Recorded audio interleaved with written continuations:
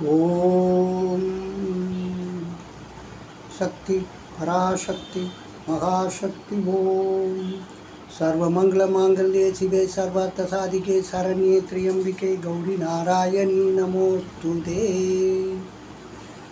அன்பார்ந்த ஸ்ரீ விஸ்வபிரம்மம் அனுக்கிரக ஜோதிடம் என்ற ஜோதிட அலுவலகத்திலிருந்து அனுபவ ஜோதிடர் நடராஜ ஆச்சாரியாகிய அடியேன் பல ஜோதிட கருத்துக்கள், சில ஆன்மீக சிந்தனைகள் அவ்வப்போது அளித்து வந்திருக்கிறேன்.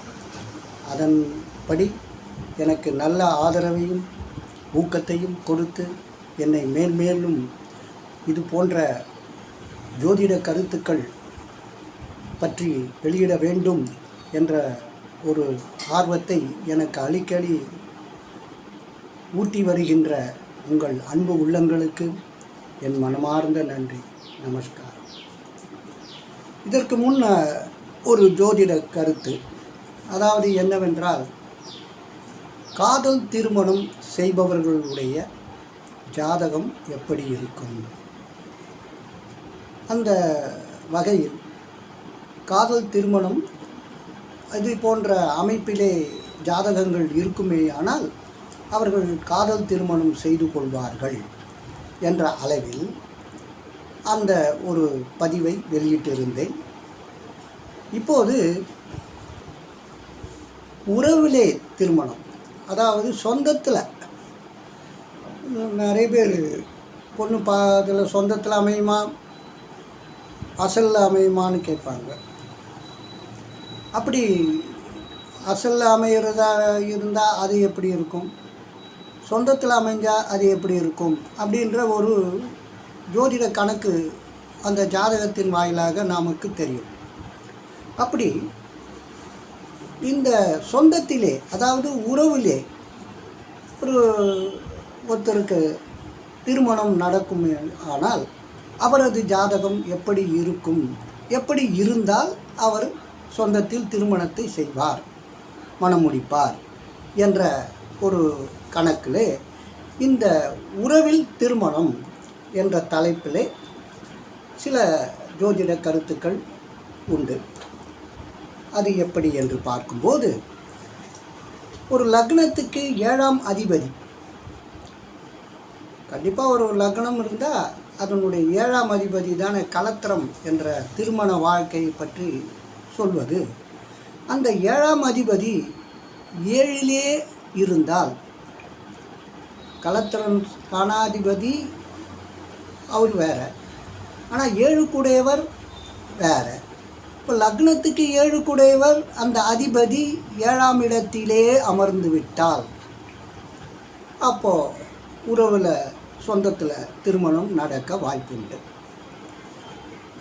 அடுத்ததாக 7ஆம் அதிபதி 5ஆம் அதிபதி, இவங்க 2 பேர் தொடர்பு, அல்லது 5ஆம் அதிபதி 7ஆம் இடம். இப்போ தொடர்புன்றதை விட 7ஆம் அதிபதி 5ஆம் இடத்தில் அமர்ந்தால், 5ஆம் அதிபதி 7ஆம் இடத்தில் அமர்ந்தால், இப்படி அவர் வீட்டில் இவர், இவர் வீட்டில் அவர், 5, 7 இடம் மாறி அமர்ந்து விட்டால் அந்த அதிபதிகள் அவருக்கு இந்த தாய் மாமன் உறவு, மாமன் உறவு, தாய் வழியிலே உறவு வரக்கூடிய சொந்தங்களில் அவருக்கு திருமணம் நடைபெறும். அது ஆணாக இருந்தாலும் பெண்ணாக இருந்தாலும் அவர்களுக்கு இது போன்ற தாய் மாமன் தாய் வழி உறவில் சொந்தத்திலே திருமணம் நடக்கும். மூன்றாவதாக செவ்வாய் 7ஆம் இடத்தில் இருந்தாலும், அல்லது 7ஆம் அதிபதி கலத்திர அந்த கலத்திர காரகனோடு சம்பந்தம் பெற்றாலும், அதாவது கலத்திர காரகன்னா யார்? சுக்கிரன். இந்த செவ்வாய் 7ஆம் இடத்தில் இருந்து 7ஆம் அதிபதி கலத்திர காரனோடு தொடர்பு பெற்றால், இல்லை கலத்திர தானாதிபதி யாரோ அவனோடு தொடர்பு பெற்றால் அவருக்கும் சொந்தத்தில் தான் திருமணம், உறவில் சுற்றத்தாரில் திருமணம் நடக்கும். இப்போது இன்னொரு பாயிண்ட் இருக்குது, பெண்ணினுடைய அந்த ஜாதகத்தில் சந்திரனுக்கு, அதாவது ராசிக்கு 3ஆம் அதிபதி அல்லது 7ஆம் அதிபதி செவ்வாயோடு சேர்ந்திருந்தால், 3ஆம் அதிபதி அல்லது 7ஆம் அதிபதி அவர் செவ்வாயோடு சேர்ந்திருக்கும் பட்சத்தில் இப்படி அமையும். சொந்தத்தில் திருமணம் நடக்கும். இல்லை 7ஆம் வீட்டிலேயே அமர்ந்து விட்டால், 3ஆம் அதிபதியும் 7ஆம் அதிபதியும் ஒரு அளவுக்கு தொடர்பு பெற்றால் அப்போவும் இவர்களுக்கு சொந்தத்தில் திருமணம் அமையும். அது எப்படின்னா, அம்மாவனுடைய தம்பினா தாய் மாமன், அத்தை மகன், இது மாதிரி நடக்கிறதுக்கு வாய்ப்பு உண்டு. இப்போது கடைசியாக இன்னொரு விஷயம் இருக்குது. இவரெல்லாம் முதல்ல இந்த தாய் மாமன் உறவை சொல்கிறதே புதன் தான். அந்த புதன் 7லே புதன் இருந்தால் கண்டிப்பாக அவங்களுக்கு தாய்மாமன் உறவு, அத்தை மகன், அத்தை மகள் அப்படின்ற அந்த பந்தத்தில் இருக்கிற உறவுக்குள்ள திருமணம் நடந்துவிடும். இது போன்ற ஒரு வகையிலே 3, 5, 7 இந்த அதிபதிகளுடைய கனெக்ஷன் ஒரு வகையிலே இருக்குமே ஆனால் கண்டிப்பாக உறவில் திருமணம் நடக்கும். நீங்கள் உங்கள் ஜாதகத்தை பார்க்கும்போது 3ஆம் அதிபதி, அடுத்து 5ஆம் அதிபதி, அடுத்து 7ஆம் அதிபதி, இந்த 3 அதிபதிகளுடைய தொடர்பு எப்படி இருக்குன்னு பாருங்கள். அது கூட செவ்வாய் கனெக்ட் ஆகிறாரா அப்படின்னு பாருங்கள். கண்டிப்பாக இவங்களுக்கு சொந்தத்தில் திருமணத்தை, செவ்வாய் தான் அங்கே கனெக்ட் ஆகும்போது கண்டிப்பாக அது திருமணம் சொந்தத்தில் தான் நடக்கும்னு ஜாதகத்தை பார்த்தாலே சொல்லலாம். இதில் கலத்திர காரகன் சுக்கிரனும் இந்த கொஞ்சம் இந்த உறவில் வரக்கூடிய ஒரு திருமணத்துக்கு கொஞ்சம் வழியும் அவரும் காட்டுறார். இப்படி ஒரு ஜாதக அமைப்பு உங்கள் மகனுக்கோ இல்லை உங்கள் மகளுக்கோ இருக்குமே ஆனால் நீங்கள் சொந்தத்திலே திருமணத்துக்காக, சொந்தத்தினுடைய உறவில் அவங்க இதில் கண்டிப்பாக ஒரு மகன் திருமணத்துக்கோ மகளோ திருமணத்துக்கோ சொந்தத்திற்காக காற்று கொண்டிருப்பார்கள். அது நீங்கள் புரிஞ்சுக்கிட்டு எந்த இடம் என்ன ஏது அப்படின்னு நீங்கள் பார்த்து, அதுக்கப்புறம் ஜாதக பொருத்தங்களை பார்த்து, இது உறவில் திருமணம் நடக்கும் என்று சொல்கிறார்களே, அப்படி என்றால் இந்த எந்த மாதிரியான உறவுகள் நம்மிடத்தில் இருக்குது, அங்கே ஒரு பையன் இருக்கானா, இல்லை நமக்கு ஒரு பொண்ணு தேடணுன்னா அந்த உறவில் முதல்ல பொண்ணு இருக்கா அப்படின்னு பார்த்துட்டு, அப்படி இருந்தால் கண்டிப்பாக அந்த உறவு முறையில் திருமணம் செய்து வையுங்கள். நிச்சயமாக அவர்கள் ரொம்ப சந்தோஷமாக வாழ்க்கை ரொம்ப அருமையான லெவலில் ஆண்டவனுடைய அருள் ரொம்ப இருக்கும். இந்த சொந்தத்தில் இப்படிப்பட்ட ஜாதக அமைப்பை கொண்டவர்கள், அதாவது 3, 5, 7 இடங்கள் கொண்டவர்கள், இது இந்த தொடர்பு, செவ்வாயினுடைய தொடர்பு, சுக்கிரனுடைய தொடர்பு, இது மாதிரி இருக்கிறவங்களுக்கு நீங்கள் நிச்சயமாக அந்த ஒரு விதத்திலே மணமகனையோ மணமகளையோ தேடலாம், பார்க்கலாம், திருமணம் செய்யலாம். அதுக்கேற்ற மாதிரி தான் அந்த ஜாதக அமைப்பும் உங்களுக்கு அமையும். நல்ல விதத்தில் திருமணம் நடைபெற நீங்களும் முயற்சி எடுக்கலாம். அப்படி இது போல் நீங்கள் என்ன பண்ணுங்க, இந்த வகையிலே உறவிலே திருமணம் நடக்குமா என்று பார்க்க வேண்டும். அதற்கு நம்மளுடைய ஜாதகம் சரியாக இருக்குமா? சில பேர் சொல்லுவாங்க, சார் எனக்கு ஒரு பையன் சொந்தத்திலே இருக்கார், அந்த பையனுக்கு திருமணம் நடக்குமா, அவருக்கு என் மகளை திருமணம் செய்து வைக்கலான்னு நினைக்கிறேன், அது மாதிரி என் மகனை அந்த சொந்தத்தில் எங்கள் இருக்காங்க, ஒரு மகள் இருக்கா, அந்த பெண்ணையே நான் திருமணம் செய்து வைக்கலாம்னு நினைக்கிறேன் அப்படின்னா, உங்கள் ஜாதகத்தில் இந்த அமைப்பு இருந்தால் மட்டுமே தான் நீங்கள் அது போன்ற ஒரு சொந்தத்திலே உறவிலே திருமணம் நடக்க வாய்ப்பு உண்டு. அப்படி இல்லை என்றால் நீங்கள் அசலில் தான் பார்க்கணும், சொந்தத்தில் அமைய வாய்ப்பில்லை.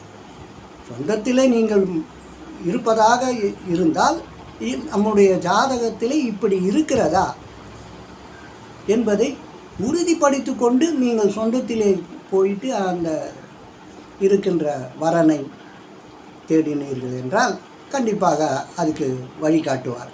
இறைவனுடைய அருள் அங்கே வரும். ஏன்னா இந்த ஜாதக அமைப்பு இப்படி இருக்குது, இவருக்கு சொந்தத்தில் தான் கல்யாணம் அப்படின்ற ஒரு ஒரு ரூட்டு போட்டு கொடுத்துட்றாருல, அந்த ரூட் பிரகாரம் போனீங்கன்னா அப்படி நடக்கும். உறவில் திருமணம் செய்வது சில பேர் சொல்லுவாங்க இது தப்பு இல்லை, இது நல்லதில்லை, அசலில் தான் நல்லது, எப்படியோ சில கருத்துக்களும் வந்து கொண்டு தான் இருக்கின்றன.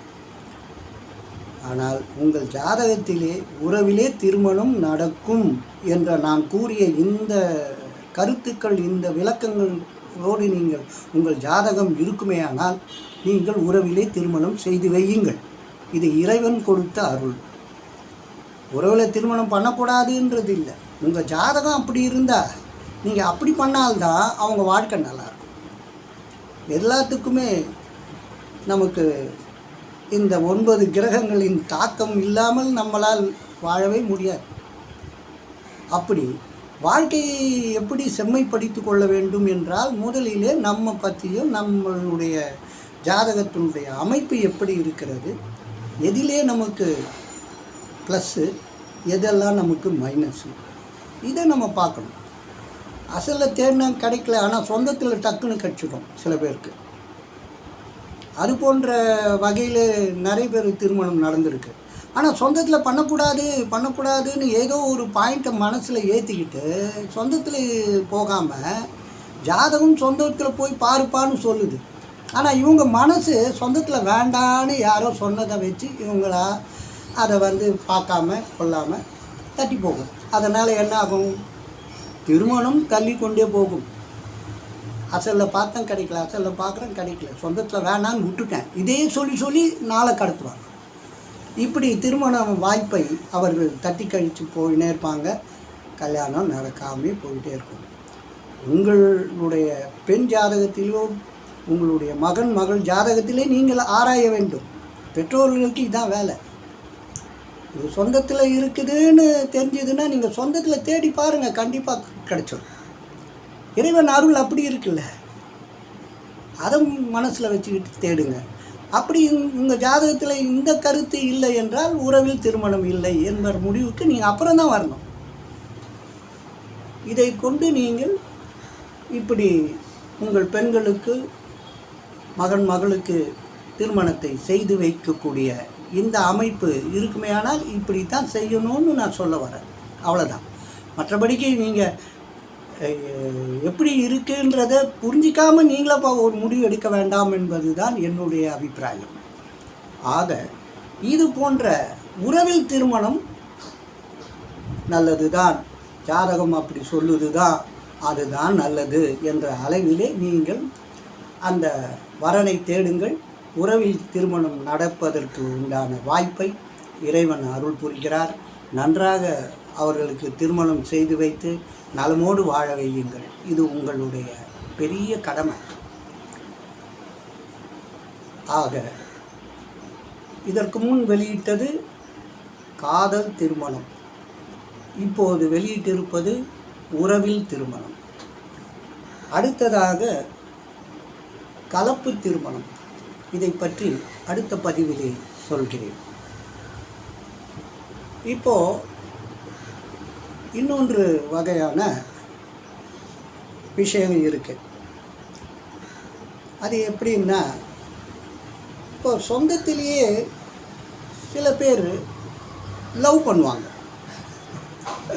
உறவில் திருமணம் சொல்லக்கூடிய இதில் இப்போது சொந்தத்திலேயே லவ் பண்ணுற ஒரு விஷயங்களும் உண்டு. ஒரு மாமன் மகள் அத்தை மகள் அந்த மகன் அவங்களுக்குள்ள ஒரு காதல் வரும், கல்யாணம் பண்ணிக்கணும்னு ஆசை வரும். ஆனால் பெரியவங்களுக்குள்ள ஒரு சிக்கல் இருக்கும். அவங்களுக்கு பிடிக்காது, இவங்களுக்கு பிடிக்காது. சொந்தத்தில் ஏதோ தகராறு, அவங்களுக்குள்ள மன கஷ்டங்கள், ஏதோ ஒரு வகையில் சொந்த பந்தங்களுக்குள் ஒரு பிரச்சனைகள் இருக்கும். ஆனால் இவர்கள் என்ன செய்வார்கள் என்றால், அவர்கள் மேலே ஒரு ஈர்ப்பு வந்து சொந்தத்தில் கல்யாணம் நடக்கக்கூடிய வகையிலே இவர்கள் காதலிப்பார்கள். அந்த மாதிரி ஒரு வகையில் உங்களுக்கு சொந்தத்தில் பையன் இருந்து அந்த பையனையும் அல்லது அந்த பெண்ணும் உங்கள் சொந்தத்திலேயே ஒரு பையனை ஒரு பெண்ணை காதலிக்கிறார் என்று இருந்தால் நிச்சயமாக அவர்களுக்கு திருமணம் செய்து வையுங்கள். ஏன்னா அப்படி பார்த்தீங்கன்னா அவங்களுடைய பையனுடைய ஜாதகத்திலோ இல்லை பெண்ணுடைய ஜாதகத்திலோ நான் கூறிய இந்த உறவில் திருமணம் என்ற இந்த விளக்கத்தோடு பார்த்தீங்கன்னா அது இருக்கும். அப்போ தான் அவங்களுக்கு உறவில் காதல் வரும். ஆனால் நீங்கள் உங்களுக்குள்ளே இருக்கிற சிக்கல் உறவுக்காக இந்த பெண்ணையும் பிள்ளையையும் சேர்க்காமல் இவர்கள் காதலிக்கக்கூடாது என்று வேறு ஒரு சட்டம் போட்டு ஏதாவது ஒரு திட்டம் பண்ணி அவங்கள மனம் நோகடிச்சிட்டிங்கன்னு வச்சுக்கோங்க, ரொம்ப கஷ்டம். அவங்க வாழ்க்கை ஆண்டவன் இப்படியும் அருள் புரிகிறார். உறவில் திருமணம் என்பது இப்படியும் இருக்கிறது. ஆக அதை நீங்கள் அனுசரித்து உங்கள் மன கஷ்டம் எது ஒரு மாதிரி எதிரி அப்படி இப்படின்னு பார்க்காம நம்மளுடைய மகனுக்கு வாழ்க்கையை நன்றாக அமைத்து கொடுத்தோம் என்ற திருப்தியோடு நீங்கள் அவர்களுக்கு திருமணம் செய்து வைக்க வேண்டும். அப்படி வச்சாதான் அவங்க வாழ்க்கை நல்லா இருக்கும், உங்களுக்கும் புண்ணியம் கிடைக்கும். இதை மனதிலே வைத்துக்கொண்டு உறவில் திருமணம் செய்பவர்கள் எப்படி என்பதை நான் விவரம் சொல்லியிருக்கிறேன். என் அறிவுக்கு எட்டியவற்றை, என் ஜோதிட அறிவில் உள்ளவற்றை இங்கே வெளிப்படுத்தியிருக்கிறேன். அதன்படி நீங்கள் திருமணம் செய்யுங்கள். நல்லதே நடக்கும். நன்றி, நமஸ்காரம்.